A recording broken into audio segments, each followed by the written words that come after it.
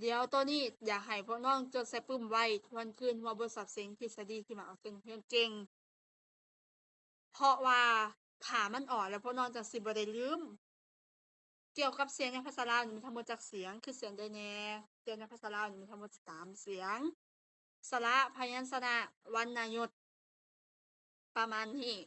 ก็คือทั้งหมดที่เราเรียนมานะมันจะอยู่ในนี่แหละพวกน้องพัวพันกันบ่หยุดอยู่อันนี้เขาเอิ้นว่าหมวดอักขระวิธีเป็นหยังจึงต้องเรียนเพราะมานอนในภาคอักขระวิธีอ่าและอักขระวิธีมันพัวพันกันแบบใดก็พัวพันกันแบบที่พวกน้องแก้ออกมาในโจทย์ที่พวกน้องเห็นนี่แหละอันโจทย์ที่เฮาแบบเห็นแล้วมันยาวๆเห็นแล้วมันแก้บ่ได้เห็นแล้วมันเป็นแบบนี้นั่นเด้อืมเนาะประมาณนี้ถ้าหากหลายคนก็คือสิแก้ถูกแล้วแต่เอ้ยพอมาเว้าตัวนี้ก่อนเดี๋ยวมันจังทันหมู่เนาะทันนำกัน ต่อมาพยัญชนะในภาษาลาวเพิ่นมีทั้งหมดจักตัวคือตัวใดแหน่พยัญชนะอ่าและคำถามต่อมานี่ก็พยัญชนะในภาษาลาวแบ่งออกเป็นจักจุพยัญชนะแต่ละจุมีพยัญชนะจักตัวพยัญชนะในภาษาลาวนี่มีทั้งหมด33ตัวกขคงจสสจนฮอดพเฮือนประมาณนี้ บาดทีนี้สิถามพวกน้องว่าถ้าเป็นพวกน้องสิตอบคำถามข้อนี้แนวใดเดี๋ยวจะให้ทำความเข้าใจก่อนจากประมาณเอาฮอดเก้าอ่าแป๊บหนึ่งเด้อเดี๋ยวคิดก่อนพยัญชนะในภาษาลาวจะแบ่งออกเป็นจุจักเป็นจักจุพยัญชนะเดี๋ยวจะสุ่ม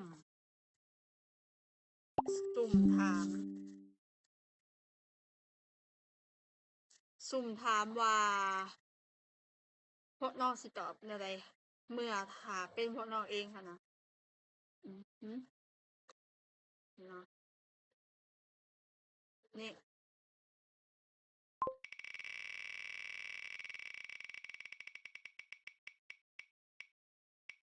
เอาอีกแล้วมันเกินไปที่บอกออกดูนะเออมันเกิน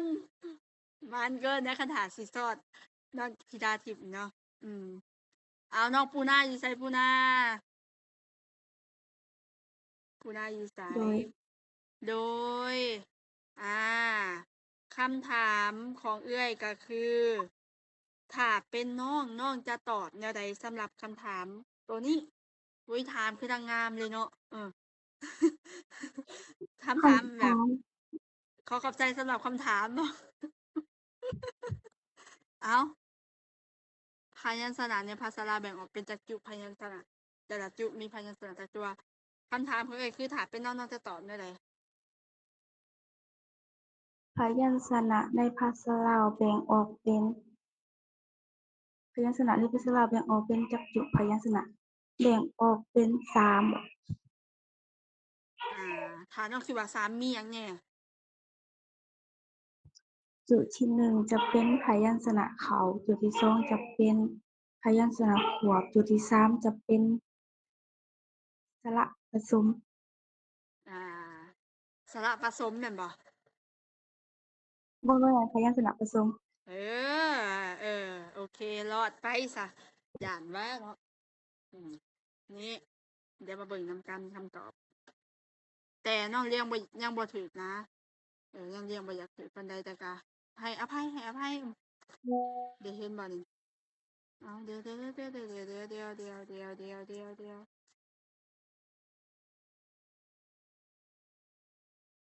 เอามันจะเป็นอันนี้แนวมันจะเป็นจังซี่มันสิบ่อันนั้นนี่เดี๋ยวเขาสิเห็นได้ว่านี่เนาะพยัญชนะเข้าแบ่งออกเป็น3จุดพยัญชนะนี้นอกจากว่าถึงแล้วว่ามีพยัญชนะเข้าพยัญชนะผสมและพยัญชนะควบเด้อบ่แม่นควบก่อนแล้วจังผสมได้ผสมก่อนแล้วจังควบอืม บาทที่นี่ขอ3พยัญชนะเข้าแบ่งออกเป็นจักหมู่หรือจักหมวดหมู่กับหมวดอันเดียวกันคือหมวดได้แน่แต่ละหมวดมีแนวไหนพยัญชนะเข้าแบ่งออกเป็น3หมู่คืออักษรสูงอักษรกลางและอักษรต่ำ ไปจดเอาตื่มถ้าไผยังบ่จือเนาะและบัดทีนี้พยัญชนะที่ใช้เป็นเครื่องสระผสมและสระหยังสระพิเศษมีทั้งหมดจักตัวคือตัวใดแหน่ลักๆเลยพวกน้องถ้าพวกน้องตอบได้แต่พวกน้องอย่าลืมเขียนคำถามคืนพยัญชนะที่ใช้เป็นเครื่องสระผสมมีทั้งหมด3ตัวคือยอวอและอโอสำหรับยอวอวีและอโอนี่มันจะย่อมาจากหมวดสระผสมสระผสมของเรานี่ได้แก่เด้อสระผสมของเรานี่ได้แก่เอาเริ่มจากสระยอยุงสระตัวยอยุงมันย่อมาจากอืมเอียเอียนี่วอวีย่อมาจากอัวอัวอโอย่อมาจากอืม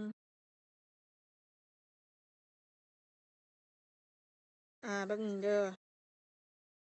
อโอมันย่อมาจากสระเอื้อสระเอือขอบใจกำลังสิตอบแล้วบางกีนะเห็นอยู่เนาะเอื้อตัวนี้ก็คือมันย่อมาจากสระผสม ก็คือน้องหลายๆคนเนาะมักว่าเอื้อยคำว่าหัวคำว่าถั่วมันบ่ได้มาจากสระเข้าได้มันมาจากสระผสมแม่นบ่ได้ผิดเลยคำว่าถั่วคำว่าหัว แต่บ่อยากเว้าให้มันยาวหั้นนะเราก็เอิ้นว่ามันมาจากสระปกติก็ได้เวลาน้องไปตอบหมู่พวกน้องอย่าไปตอบสระผสมเดี๋ยวเขาสิถามพวกน้องยาวแฮงแต่คันถามว่าเขาจะอยากรู้ลงเลิกหลังไมค์ตื่มได้สระพิเศษบัดทีนี้ยอยุงคือเว้าให้ฟังหั้นแหละว่าเป็นหยังจึงต้องรู้จักกับว่าสระพิเศษยอยุงมาจากสระไอเนาะอ้าวตะกี้ตะกี้เด้อตะกี้มันมาจากตัวนี้นี่ดิมันจะเป็นยอยุงมอแมวมาจากสระอืมเด้เด้มอแมววอวีมาจากสระเอาที่มันเป็นอันนี้เด้ประมาณนี้แหละที่มาของมันอืมแต่ละสระเออประมาณนี้เลยอยากให้จื้อย่ำมากับ3 EP นี้แล้วเนาะเป็น EP ที่3แหละแสดงว่าสำคัญถ้าตัวใดซ้ำเนี่ยแสดงว่าสำคัญสุดๆต่อมาบัดทีนี้พยางค์และคำต่างกันคือต่างกันแล้วคือกันจั่งใดว่าจั่งใดแนวใดโดยโยโกะว่าโยโกะว่าแนวใด เพราะไม่ได้มันมือกดผิด โดยบ่เป็นหยังพยางค์หรือและคำต่างกันคือคือแนวใดคำว่าต่างกันนี่นะในพยางค์หนึ่งหน่วยเสียงมันจะมีหน่วยเสียงหนึ่งเท่านั้นเช่นคำว่ารถควายม้าหรือคำอื่นๆเช่นบิ๊กแบบนี้ฮักแบบนี้ส่วนคำหนึ่งๆหรือหลายพยางค์และมีความหมายอย่างใดอย่างหนึ่งเช่น2พยางค์ขึ้นไป3พยางค์ขึ้นไป4พยางค์ขึ้นไปแต่อยู่ในคำเดียวนามมนุษย์พลเมืองประชาชนนายกรัฐมนตรีแถลงข่าวกระทรวงศึกษาธิการหรือกีฬาอันนี้ก็เอิ้นเป็นพยางค์ได้แต่อยู่ในคำหนึ่งส่วนคือกันบัดทีนี้ส่วนคือกันพยางค์นี่พยางค์และคำเป็นหัวหน่วยของเสียงซึ่งประกอบขึ้นบนพื้นฐานตั้งแต่2หา4ภาคส่วนคือพยัญชนะสระวรรณยุกต์และตัวสะกดโดยอิงตามลักษณะและจุดประสงค์ของผู้ใช้เช่นคนสัตว์น้ำบ้านเมืองแขวง